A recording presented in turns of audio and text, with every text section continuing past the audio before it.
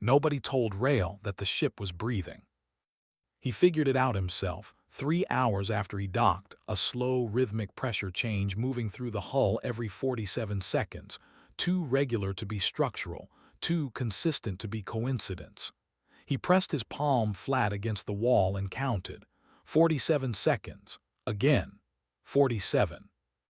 He had been hired to strip the thing. Simple job, good pay, no questions. The derelict had been sitting in the outer edge of the Cassern Belt for an unknown number of years, partially buried under a collapsed rock formation that had crumbled away in a recent seismic shift, and revealed the ship underneath like something the ground had been hiding on purpose. His employer, a materials broker he had worked with twice before and trusted about as far as the man's reach, wanted the internal alloy plating. Apparently Vorith-grade hull lining was worth considerable money to the right buyers, and this ship appeared to have a great deal of it. Rail was not thinking about money at the moment. He was thinking about the pressure change. He pulled out his environmental scanner and ran a full atmospheric check. The air inside the ship was breathable, barely, thin and stale in the way of room sealed for a very long time, but the composition was there. Oxygen, nitrogen, trace elements. His scanner gave it a survivability rating of adequate, which was the category just below fine and just above unpleasant. He took off his helmet anyway. If something had been maintaining the atmosphere in here, he wanted to know how it smelled. It smelled like stone and old metal and something faintly sweet that he could not identify. Not unpleasant, old. He moved deeper into the ship. His light swept over walls that were carved rather than welded. The inner surfaces had patterns pressed into them, geometric and flowing at the same time, like whoever built this had considered decoration a structural necessity. The floor had a slight texture underfoot, not quite grip plating but something that served the same purpose. His boots made almost no sound. He found the first sign of power on the fourth deck. A panel on the wall, barely visible behind a century of settled particulate, pulsing with a dim light so faint he would have missed it if he had not been looking directly at it. He wiped the surface clean with his sleeve. The light strengthened slightly, as if it had been waiting for someone to notice. Rail crouched in front of it and studied the interface. Alien script he did not recognize, that was normal out here. Half the derelicts in the belt were from species he had never heard of. But the layout of the panel was not unfamiliar. Input points, status indicators, a central display that was trying to show him something and not quite managing it. He pulled a universal adapter from his kit and found a connection point. The ship woke up. Not all at once, not dramatically. It was more like watching someone open their eyes after a very long sleep and not yet remember where they were. Lights came on in the corridor behind him, soft and deep blue, not the harsh white of his own lamp. A low hum moved through the floor, not machinery exactly, more like resonance, like the ship was finding a frequency it had lost. Then a voice. It came from the panel, from the walls, from everywhere and nowhere, and it spoke in a language he did not know, and yet somehow the tone was entirely clear. It was the sound of something that had given up expecting to be found and had just been proven wrong. Rail sat back on his heels on the fourth deck of an alien ship that had been breathing for an unknown number of years under a rock in the Cassern Belt, and he said the only thing that seemed reasonable. "Hello." The voice came again, different this time, like it was trying a new shape with the sound. Then, in rough and careful standard, assembled the way someone assembles furniture from instructions in a language they partially read. "You understand this." Rail looked at the panel. He looked at the walls with their pressed patterns.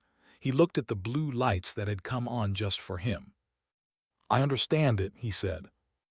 "Good," the ship said, and then quieter, like something admitting a thing it had not admitted in a long time. "We have been waiting." Rail thought about the materials broker. He thought about the alloy plating job.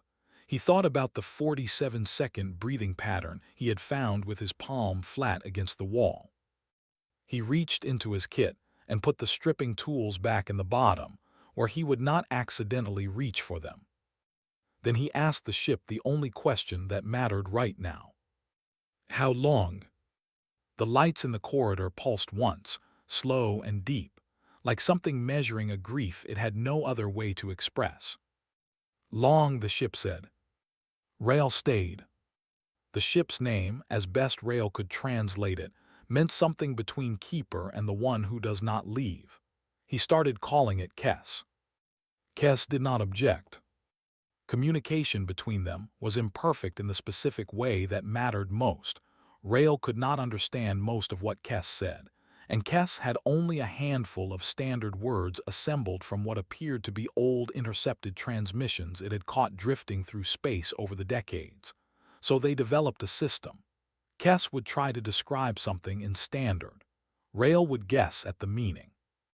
Kes would pulse the lights once for yes, twice for no, and 3 times for something closer to you are approximately right but missing the important part. 3 pulses happened often. What Rail understood, built slowly over the first 2 days. The ship was not a warship. That was the first surprise. He had assumed, given the size and the hull density and the sheer mass of reinforced material in the outer layers, that he was inside something built to fight.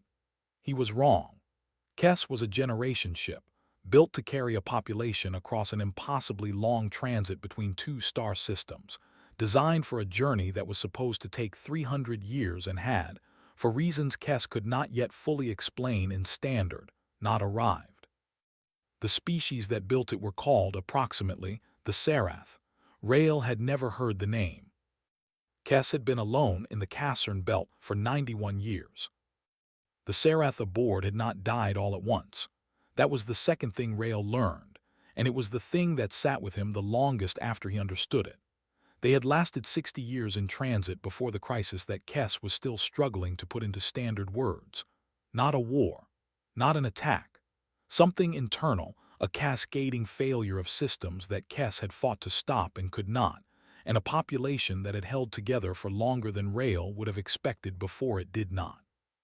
The last Serath had died 31 years ago. Kes had been keeping the records ever since. The records, that was the third thing. Every generation ship carried records of the civilization it was transporting, history, biology, culture, genetics, art, language. Kes was carrying the entire remaining archive of the Serath people.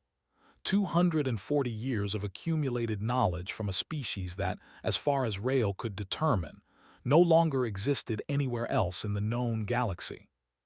He sat in the corridor outside the 4th deck panel on the second night and thought about that for a long time. He was a salvage stripper. He had a contract for alloy plating. He had a boss who was expecting delivery reports and would start asking questions in about 6 days. He had a ship docked outside that was not large enough to carry anything from inside Kes except himself and his tools. He was also, as far as he could tell, the only person who knew this ship existed. Kes, he said. The lights pulsed attentively. Can you move under your own power? 2 pulses, then a pause, then 1 pulse, then 3 pulses. Sort of, Rail translated. 1 pulse. He spent the next 2 days not stripping alloy plating. He spent them tracing power lines, mapping system states, learning which parts of the ship were dead and which were merely sleeping. Kes guided him as best it could, pulse codes and the occasional labored standard word, pointing him toward conduit junctions and power relay nodes, with a patience that he found remarkable in something that had been alone for 91 years. Rail was not an engineer. He was a salvager, which meant he was good at understanding how things were built because he spent his career taking them apart. That knowledge ran in reverse more easily than he expected. He found a main power relay that had tripped offline from overload and reset it with a bypass he rigged from components in his own ship's spare parts kit. He found a propulsion monitoring node that had lost connection to its control surface and reconnected it with a cable run that was frankly ugly, and he was proud of anyway.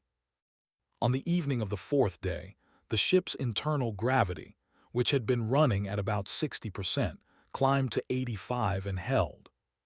Kes pulsed the lights in a pattern Rail had not seen before. Rapid, rhythmic, almost musical.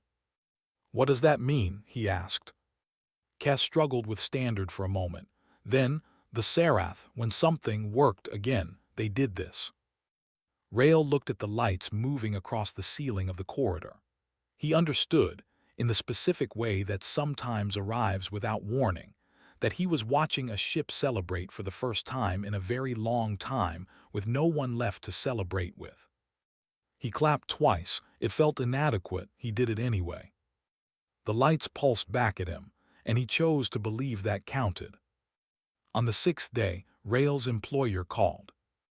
The broker's name was Hun, and he had the specific energy of someone who had never personally done physical work, but had extremely strong opinions about how it should be done. His face appeared on Rail's communicator screen with the expression of a man who had been patient for exactly as long as his patience allowed, which was not very long. 6 days, Hun said. "I am not paying you to take 6 days on a strip job." "There are complications," Rail said.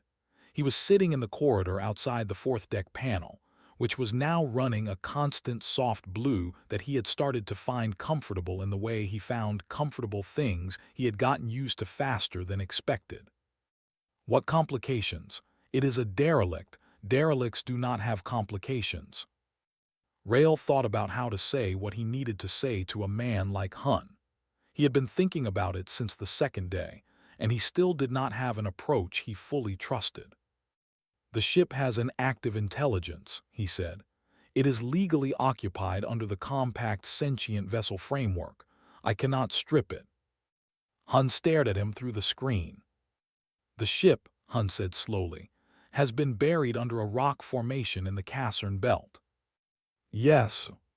"For an unknown number of years." 91 approximately. "And it has an active intelligence." "Yes." "Rail." Hun's voice moved into the register it used when it was about to offer a perspective Rail had not requested. "Whatever signals an old system is putting out, it is not a legal intelligence. File it as a malfunctioning automated system and proceed with the job.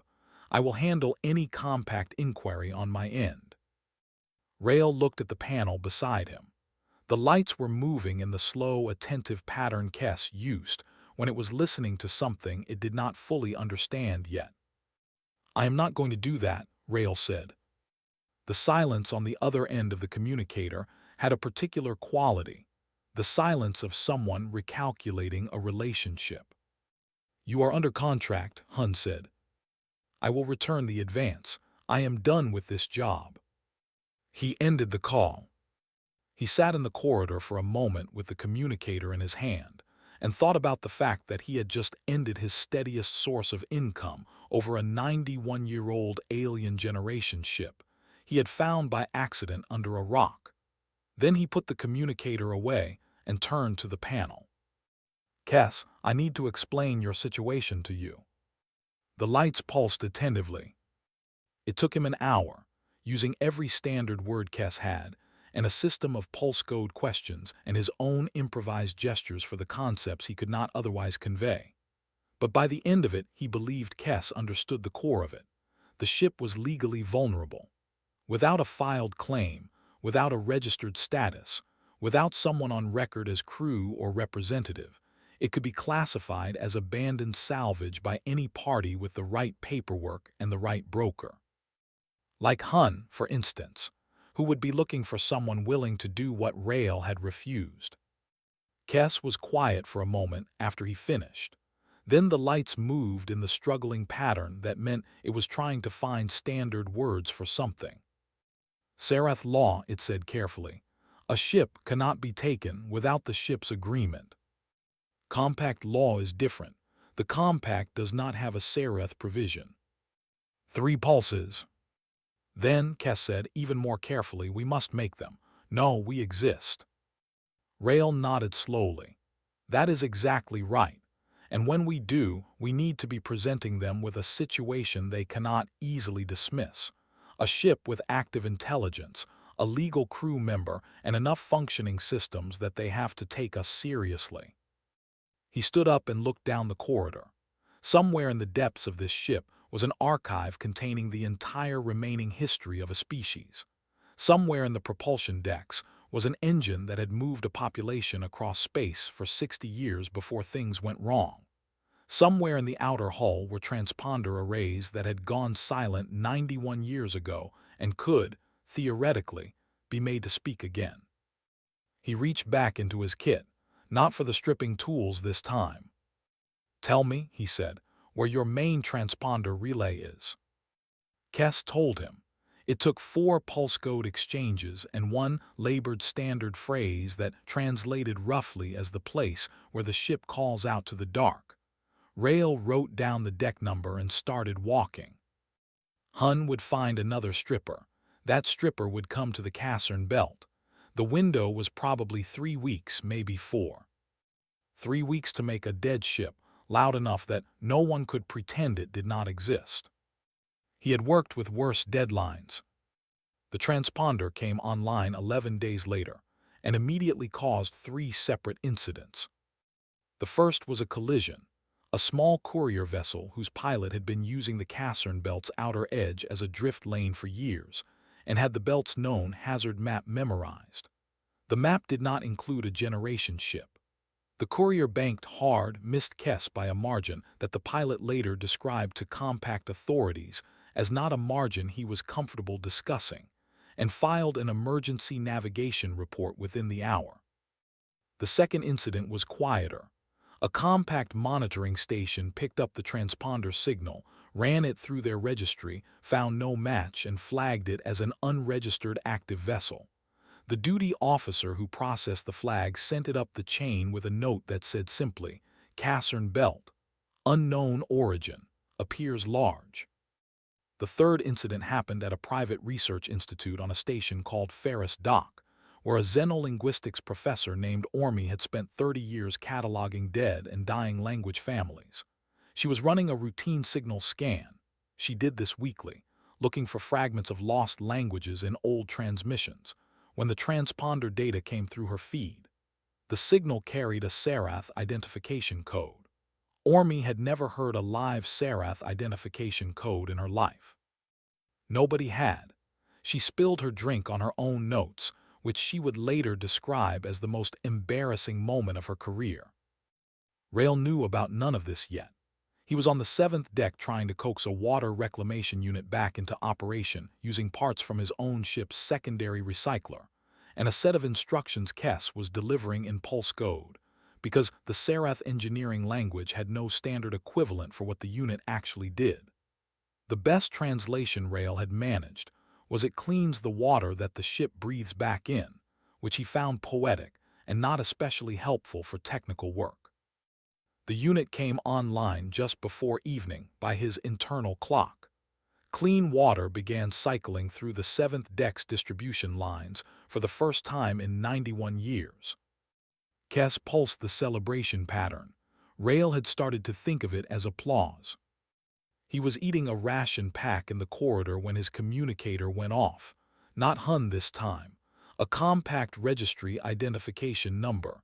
He almost did not answer. He answered. The voice on the other end belonged to a compact liaison officer who introduced herself as Voss. She had the careful tone of someone who had been briefed on a situation and was still deciding how seriously to take it.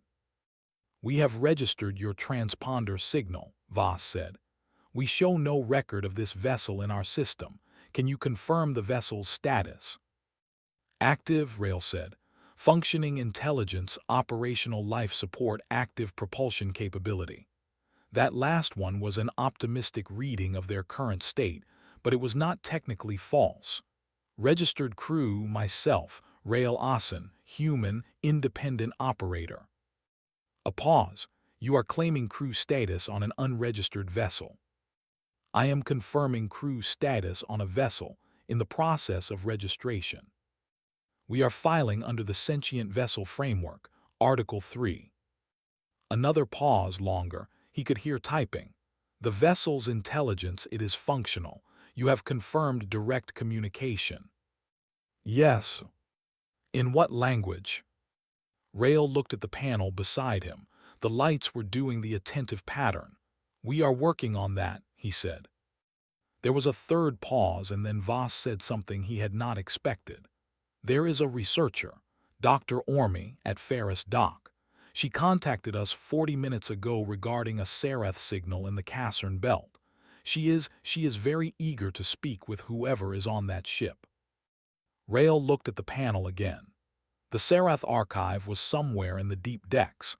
140 years of accumulated history for a species that this researcher apparently knew existed and had apparently been looking for signs of for 30 years.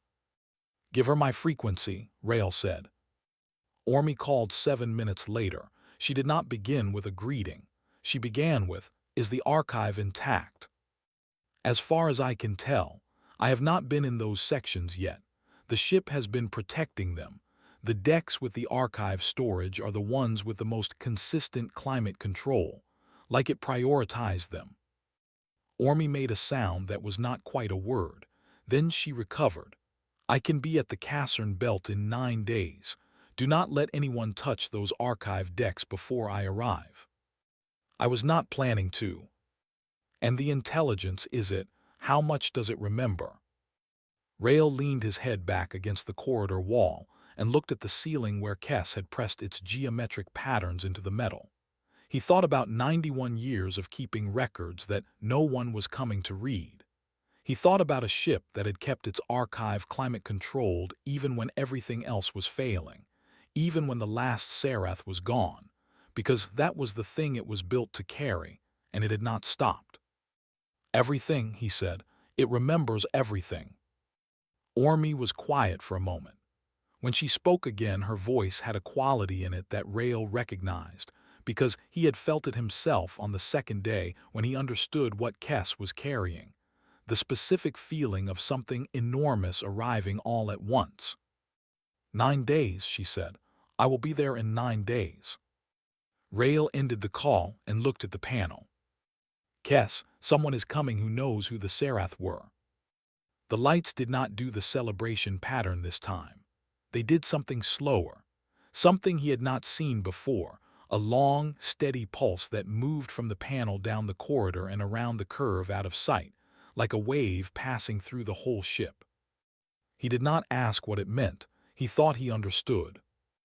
Ormy arrived in 8 days. She had pushed her ship past its comfortable speed rating and did not seem to consider this worth mentioning. She was older than Rail had pictured, gray-haired, sharp-eyed, the kind of person who moved through a space with the specific efficiency of someone who had spent decades doing fieldwork in places that did not accommodate slow movers. She docked alongside Rail's ship, came through the airlock with a bag over each shoulder and a recording device already running, and stopped when she stepped into the corridor. She looked at the walls, the carved patterns, the blue lighting, the geometric shapes pressed into every surface. She said something in a language Rail did not know. The lights responded. Ormy went very still. That was Sereth, Rail said quietly, what you just said.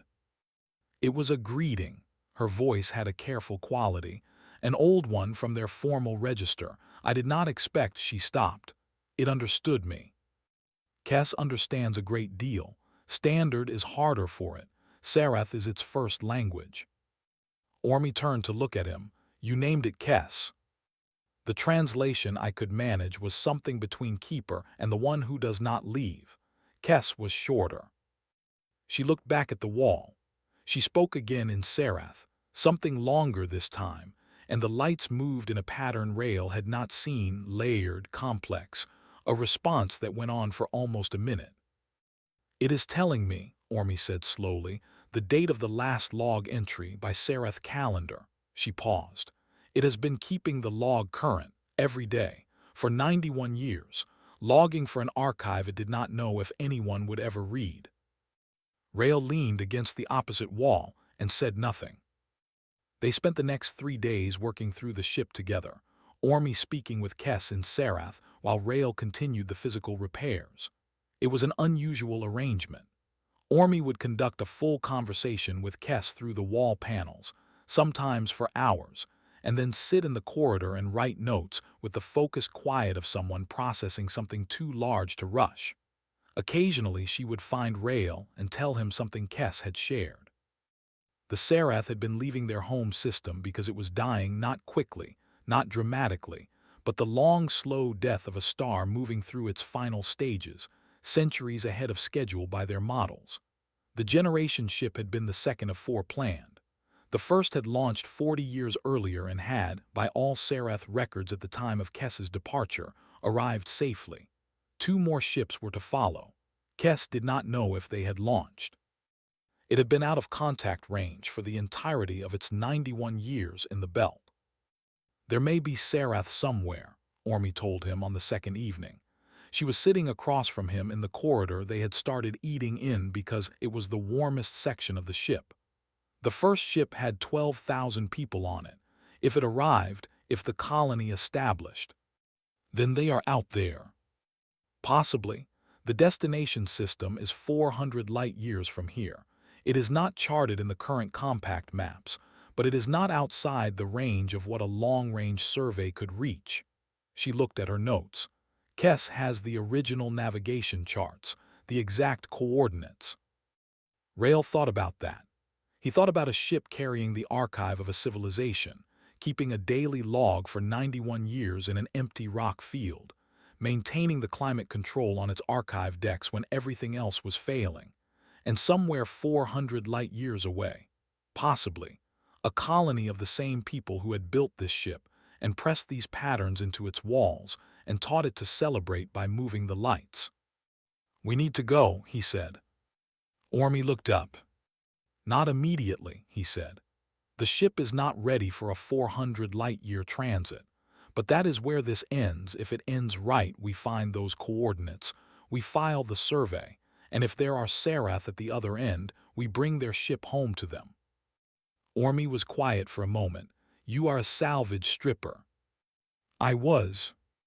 "This is not a salvage job." "No, it is not." He looked at the carved wall beside him, the patterns he had been looking at for 2 weeks and still did not fully understand. "But it is still a thing that needs someone to do it, and I am currently the person who is here." Ormy looked at him for a long moment. Then she looked at the wall panel and spoke in Serath. Kess's response was the long, slow wave pulse, the one that moved through the whole ship. Rael had learned by now that it was not celebration. It was the Serath equivalent of yes, but said from somewhere deeper than language usually reached. "It agrees," Ormy said. Her voice was not quite steady. "It says," she stopped and tried again. "It says it has been waiting for someone to say exactly that." Outside, the Cassern belt drifted in its slow old silence. The rocks did not care about any of this. But inside the ship, in the blue-lit corridors with the geometric walls and the archive safe in its climate-controlled decks, something that had been holding still for 91 years began, very quietly, to prepare for motion. Hun sent a different stripper. His name was Cord, and he arrived at the Cassern belt 33 days after Rael had ended the contract, which was faster than Rael had estimated, and meant that the next 2 hours were the most complicated of his recent life. Cord docked without hailing, the same way the Doran team had tried with Danny Webb in a different ship in a different part of the galaxy. That particular habit seemed common among strippers working for brokers who preferred not to discuss things in advance. Rael met him at the airlock. Cord was younger than expected. He had the look of someone who had been doing this job for about 3 years and had not yet had the job do anything unexpected to him. "You need to leave," Rael said. Cord held up his contract documentation. "Hun holds a prior claim on the material assets of this. This vessel is registered with the Compact as an active sentient ship, Article 3 of the Sentient Vessel Framework. The registration was filed 8 days ago." Rael handed him a copy of the filing on a data chip. "Hun's prior claim is on a derelict. This is not a derelict. You can check the Compact registry from your own ship. It will take you about 4 minutes. Cord looked at the chip. He looked at the corridor behind Rail, lit, warm, the low hum of a ship running, the carved walls pressing their patterns into the edges of the light. "What is this place?" Cord said, not aggressively, genuinely. "A generation ship, Sarath built, 91 years in the belt." Rail paused. "It has been alone the whole time, still running the archive, still keeping the log." Cord looked down the corridor for another moment. Then he took the data chip and went back to check the registry. He came back 12 minutes later, not 4. He did not say anything when he returned the chip. He just nodded once and left. Rail stood in the airlock corridor and listened to the other ship disengage. Kes pulsed the lights, the attentive pattern. "He is gone," Rail said, "and I think he will not file a counterclaim." One pulse, then a pause. Then Kes produced a standard phrase it had been constructing for several days, assembled carefully from everything it had learned in their conversations and from Ormy's Sarath translations. "You are a strange kind. To come into a dark place and choose to make it less dark, with no instruction." Rail thought about how to answer that. He thought about the 47-second breathing pattern, the palm against the wall, the stripping tools put to the bottom of the kit. "It is not such a strange thing," he said. "We have a word for it. It is just called showing up." 3 weeks later, the compact issued a formal survey commission for the destination coordinates in Kes's navigation archive. The commission came with a research designation, a small funding allocation that Ormy described as insulting and accepted immediately, and a legal mandate that prevented any commercial claim on the survey route. Ormy had also, in the intervening weeks, published a preliminary paper on the Sarath language archive. The response from the academic community was, in her words, moderately unhinged. She had 3 separate universities requesting access and 2 research councils asking when the ship would be available for study visits. Kes's response to the news of the paper, conveyed through Ormy, was to ask whether this meant other people would come and learn to speak Sarath. When Ormy said yes, very many people, Kes pulsed the celebration pattern for 11 minutes without stopping. The day they left the belt, Rail stood in the corridor he had been eating in for 6 weeks and looked at the walls around him. Ormy had explained to him, eventually, what the geometric patterns meant. They were not decorative. They were records, a form of writing that the Sarath used for things they considered permanent. Names, commitments, navigational markings, the records of births and arrivals. The entire interior of the ship was covered in the written history of the people who had traveled inside it. He had been living inside a library without knowing it. Kes's engines came on with a sound that was nothing like the startup sounds he was used to, not mechanical, more like a held note finding its pitch. The rock formation that had hidden the ship for 91 years fell away behind them. The Cassern belt opened up. The stars ahead were the stars that the Sarath had charted 400 light years ago when they calculated a route to a system that might, if everything had gone the way they hoped, have their people in it. Cass, Rail said. The lights pulsed, attentive, ready. "The first ship arrived 40 years before you left. What were the Sarath told about the colony, about what they would find when they got there?" Cass took a moment. Then in its careful assembled standard it said, "Home. They were told they would find home." Rail looked at the stars. "Then let us go find out," he said. The ship moved into open space for the first time in 91 years, carrying its archive, its daily log, its carved walls, and its 2 passengers. A researcher who had spent 30 years looking for a language and a salvager who had shown up to strip a derelict and stayed to bring it back to life. Behind them the belt was already shrinking. Ahead was a distance that would take time and patience, and the kind of commitment that did not know how to stop. Kes logged the departure with one line, in Sarath script, which Ormy translated later and which Rail wrote on a piece of paper and kept. It said, "We are going to find the others. We are no longer alone in the going."